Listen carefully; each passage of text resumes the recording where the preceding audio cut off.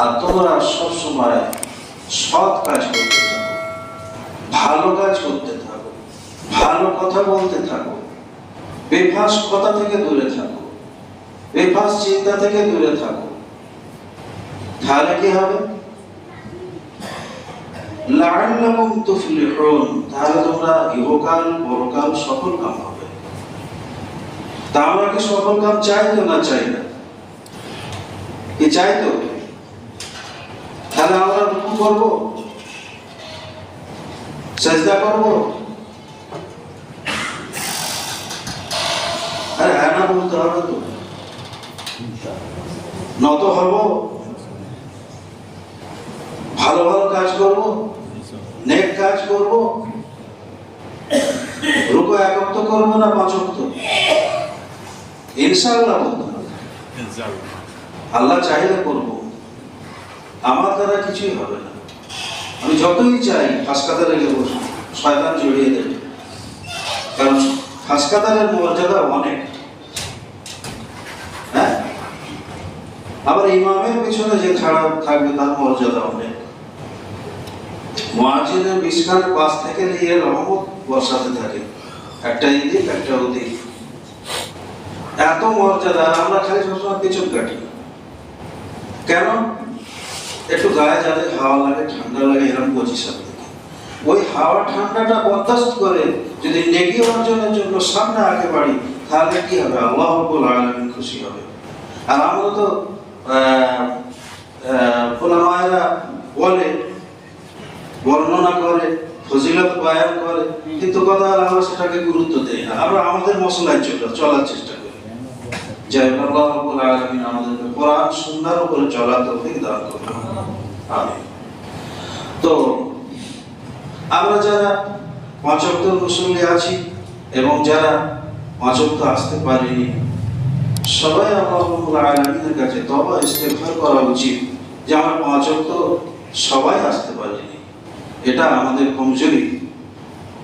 দোয়া করা, ইস্তেগফার করা, হে আল্লাহ তোমার বিধান হলো 5 ওয়াক্ত, আমরা কেন 2 ওয়াক্ত পড়ব, আমরা কেন 4 ওয়াক্ত পড়ব, আমরা কেন সপ্তাহে 1 ওয়াক্ত পড়ব? এটা আল্লাহ রাব্বুল আলামিনের কাছে কাকুতি মিনতি করে চাওয়া আর মাফি মাওয়া। তাই আল্লাহ রাব্বুল আলামিন অপর আয়াতে বলছেন, ওয়াতুবু ইলাল্লাহ, তোমরা আল্লাহ রাব্বুল আলামিনের কাছে তওবা করো, ইস্তেগফার করো। আইয়ুহাল মুমিনুন, হে মুমিন বান্দাগণ, তোমরা আল্লাহ রাব্বুল আলামিনের কাছে তওবা ইস্তেগফার করো। নিজের জীবনের যে সমস্ত ক্রিয়াকলাপ, নিজের আত্মার আনুগত্য, যে সমস্ত ইচ্ছা মতো খেয়াল খুশি মতো জীবন চালিয়েছি, আল্লাহ রাব্বুল আলামিনের বিধানকে, আল্লাহ রাব্বুল আলামিনের আহকামকে আমরা অগ্রাহ্য করেছি, সর্ব বিষয় মানতে পারিনি, এটা আমাদের কমজোরি। আল্লাহ আমাকে ক্ষমা করো। কারণ আল্লাহ রাব্বুল আলামিন অপর জায়গায় শিখিয়ে দিচ্ছেন, লা তামুতুন্না, তোমরা মরো না। কেন? ইল্লা ওয়া আনতুম মুসলিমুন, যতক্ষণ পর্যন্ত প্রকৃত মুসলমান না হচ্ছে তোমরা মরো না। তাহলে আল্লাহ রাব্বুল আলামিন আমাদেরকে সুযোগ দিয়ে রেখেছে। আল্লাহ রাব্বুল আলামিন ছেড়ে দেয়, একবার দুবার ছেড়ে দেয়, 3 বার আর ছাড়ে না, ছাড় দেয়, ছেড়ে দেয় না।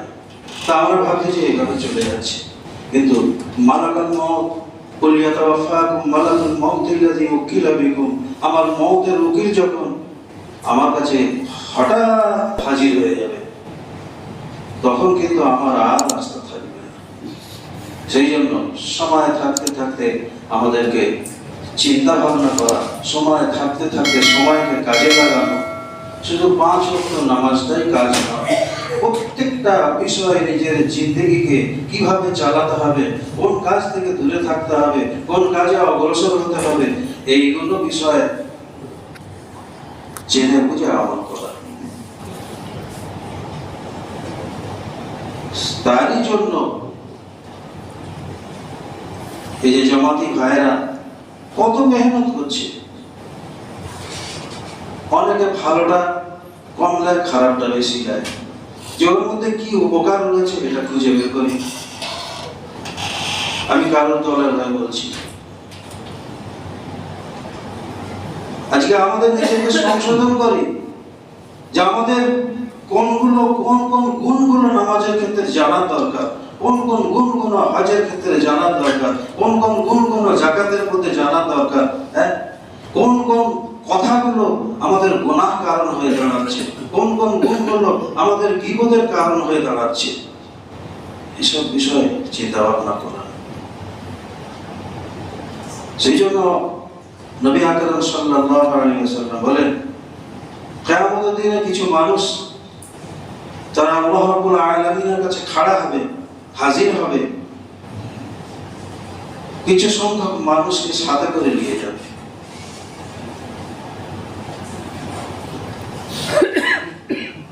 আল্লাহ রাব্বুল আলামিনের কাছে শিকায়াত জানাবে, তারা হজও করেছে, যাকাতও দিয়েছে, নামাজও পড়েছে, দান সদকাও করেছে, কিন্তু কিছু কিছু জিনিসের দ্বারা তাদের সব আমল বরবাদ। যে আমার উপর জুলুম করেছে, ও আমার আত্মসাৎ করেছে, ও আমার গীবত করেছে,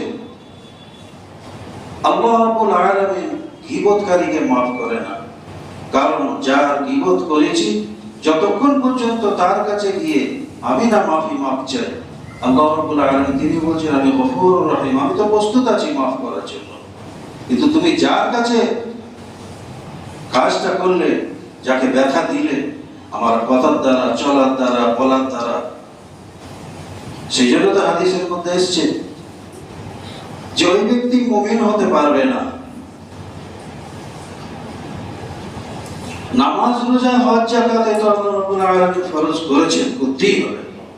তার সাথে সাথে আরো তিনটা আমলের সঙ্গে আমাদেরকে জুড়ে রাখতে হবে। সর্বপ্রথম হচ্ছে হালাল খাওয়া। আমার পেটের মধ্যে যদি যারা পরিমাণ হারাম ঢুকে যায়, আমার কোন আমল কাজে আসবে? এটা আমাদেরকে হামেশা খেয়াল রাখতে হবে। পবিত্র খাওয়া, কুলু মিনাত তাইয়্যিবা ওয়া আমালু সালিহা, তোমরা পবিত্র খাও আর নেক আমল করো। তারপরে হচ্ছে প্রতিটা ক্ষেত্রে, প্রতিটা পদে পদে সুন্নাহ মোতাবেক আমল করা। সর্ব ব্যাপারে সুন্নাহ ছাড়া আল্লাহ রাব্বুল আলামিনের দরবারে কোনো আমল গ্রহণ হবে না। আমাদের খেয়াল খুশি মতো চলে আমল কোনো আল্লাহ রাব্বুল আলামিনের দরবারে গ্রহণ হবে না। তো এই সুন্নাহগুলো জানতে হবে, তবে তো মানা যাবে, আর জানার চেষ্টা করতে হবে, তবে তো জানতে পারা যাবে।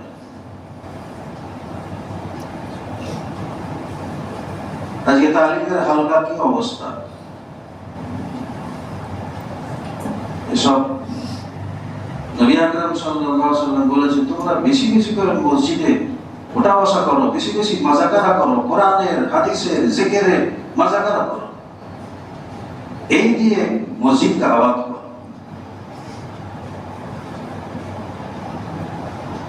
তাহলে বেশি বেশি সুন্নাহ উপরে আমল করতে হবে।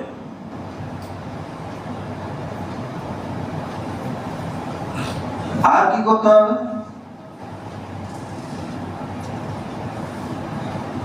আমাকে আমার সারা অঙ্গ প্রত্যঙ্গের দ্বারা অন্য কোন মুসলমান না কষ্ট পায়, এর দিকে লক্ষ্য রাখতে হবে। আমার ক্রিয়াকলাপের দ্বারা হোক, আমার বলার দ্বারা হোক, আমার হাতের দ্বারা হোক, বলছে ওই মুমিন ততক্ষণ পর্যন্ত মুমিন হতে পারবে না, যতক্ষণ পর্যন্ত না তার সারা অঙ্গ প্রত্যঙ্গের দ্বারা অন্য কোনো ঈমানওয়ালা মুসলমান নিরাপদ না থাকে। আমাদের আজকে কথায় কথায় আমরা আমাদের মধ্যে উল্টাপাল্টা ভাষা বেরিয়ে পড়ে একে অপর সম্পর্কে। যেমন একটা গুলি বন্দুক থেকে যদি করা হয়, তাকে চিরুনি তল্লাশি করে খুঁজে বের করা সম্ভব, কিন্তু কারোর বিরুদ্ধে যদি একটা ত্রুটি কটু কথা বলে ফেলি, সেটাকে পাওয়া মুশকিল। সেই জন্য আমাদের জবানকে খুলতে হবে সবসময় বুঝে সুঝে, কারণ আমাদের সর্ব অবস্থাতে কিরামান কাতিবিন দুটো ফেরেশতা কাঁধের মধ্যে আল্লাহ রাব্বুল আলামিন নিযুক্ত রেখেছেন, এরা সবসময় লিখতে থাকে। সেটাও আল্লাহ রাব্বুল আলামিন কালামে পাকের মধ্যে তিনি ইরশাদ করেছেন, ওয়াকুল্লা শাইইন আহসাইনাহু ফি ইমামিন মুবিন। আমরা কোথায়? আমাদের জীবনটা কি কোরআন অনুযায়ী চলছে, সুন্নাহ অনুযায়ী চলছে? একটু চিন্তা ভাবনা করা। কারণ আল্লাহ রাব্বুল আলামিন জায়গা জায়গা বলেছেন, আফালা তাতাফাক্কারুন, তোমরা একটু চিন্তা ফিকির করো।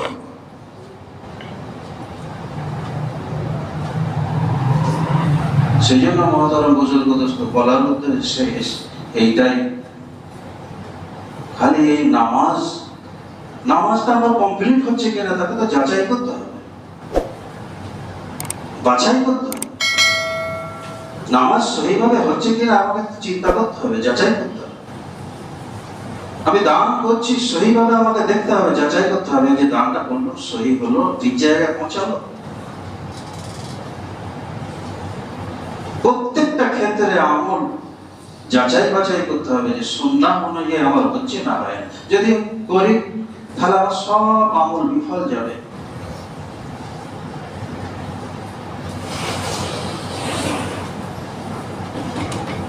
যে কথা বলছিল যে বহুত শ্রেণীর মানুষকে নিয়ে কিয়ামতের ময়দানে আল্লাহ রাব্বুল আলামিনের দরবারে হাজির হবে আর শিকায়ত করবে,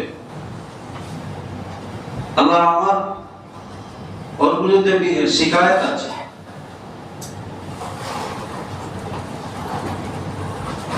আমার আত্মসাৎ করেছিল, ও আমার উপরে জুলুম করেছিল। এইরকম দেখতে দেখতে দেখতে দেখতে দেখা যাবে তার বদলা দিতে দিতে দিতে দিতে দেখা যাবে এর আমলনামা ফাঁকা। অনেকে মানুষ দুনিয়াতে বলে, আরে এখানে না দেখি তো কিয়ামতে আদায় করবো বলে। তো আল্লাহ রাব্বুল আলামিন ন্যায় বিচারক, বদলা আদায় করিয়ে তবে ছাড়বে। তো সেই জন্য এইরকম দিতে দিতে দেখা যাচ্ছে আমলনামা ফাঁকা। তখন ফেরেশতাদেরকে বলবে, এই ফেরেশতা সমূহ একে নিয়ে যাও জাহান্নামে করে দাও। ওর যত যে ব্যক্তি আল্লাহ রাব্বুল আলামিনের কাছে শিকায়ত করছে, তার শিকায়ত পুরো করতে গিয়ে এর আমলনামায় যত নেকি ছিল তার আমলনামায় দিয়ে দেওয়া হলো। উপরন্তু এখনো কিছু দেনাদার বাকি আছে, আর ওই দেনাদারের গুনাহগুলো এর ঘাড়ে চাপিয়ে দিয়ে আল্লাহ রাব্বুল আলামিন জাহান্নামে পাঠিয়ে দেবে। সেই জন্য প্রতিটা ক্ষেত্রে আমাদেরকে যাচাই করা উচিত, জিজ্ঞেস করা উচিত, যেটা জানিনি জেনে লওয়া উচিত। সে কথাও আল্লাহ রাব্বুল আলামিন বলছেন, ফাসআলু আহলা যিকরি, তোমার যেটা জানা নাই জাননেওয়ালাদের কাছ থেকে একটু জেনে আমল করবে। আল্লাহ রাব্বুল আলামিন আমি যা বললাম, আমরা প্রত্যেকে যা শুনলাম, আমাদের প্রত্যেককে আমল করা তৌফিক দান করুন। আমিন। সেজন্য আমরা আজকে জুম্মায় যারা এসেছি, লজ্জার ব্যাপার নয়, কারণ কিয়ামতের মাঠে আল্লাহ রাব্বুল আলামিনের কাছে সামনে গিয়ে যে লজ্জিত হবে, আর এই ক্ষুদ্রতম মানুষের সংখ্যার মধ্যে লজ্জিত হওয়া অনেক ভালো, যাতে করে আমরা নিজের জীবনটাকে প্রকৃত লাইনে চালাতে পারি, অন্যায় থেকে যেন বেঁচে থাকতে পারি। আল্লাহ রাব্বুল আলামিনের আদেশও মানতে হবে আর নিষেধও মানতে হবে। আল্লাহ রাব্বুল আলামিন যে সমস্ত আহকামগুলো দিয়েছে সেখানেও মানতে হবে। আল্লাহ রাব্বুল আলামিন যে সমস্ত জিনিস থেকে নিষেধ করেছে, দূরে থাকতে বলেছে, তা থেকে দূরে থাকতে হবে। আমাদের চলায় বলায় ওটায় বসায় মুখ দিয়ে ঘন ঘন মিথ্যা কথা বেরিয়ে পড়ে, আর বলা হলো কারবারের জন্য চলে, কারবারের জন্য চলে, নিজে মশলা বানিয়ে নিয়েছে। কিন্তু আল্লাহ রাব্বুল আলামিন তো ছাড়বেন না। আলিমুল গায়বি ওয়াশ শাহাদা, তিনি সবসময় হাজির নাজির আছেন। ও কথা এখানে বললে চলে যাবে, ওখানে আর কোনো রকমের কারিগরি খাটবে না। ওখানে লাখ টাকা কোটি কোটি টাকা থাকলেও তার বিনিময়ে আমায় রেহাই করে দিন, এটা আল্লাহ রাব্বুল আলামিন ছাড়বে না। দুনিয়ায় হতে পারে, ঘুষ দিয়ে তোলা দিয়ে হতে পারে। সেই জন্য আল্লাহ রাব্বুল আলামিন আমাদের প্রত্যেককে সুচিন্তা করে আল্লাহ রাব্বুল আলামিনের প্রত্যেকটা আহকামকে মানা এবং প্রত্যেকটা নিষেধ থেকে দূরে থাকা আমাদের প্রত্যেককে তৌফিক দান করুন। আমিন সুবহানাল্লাহি ওয়া আলাইহি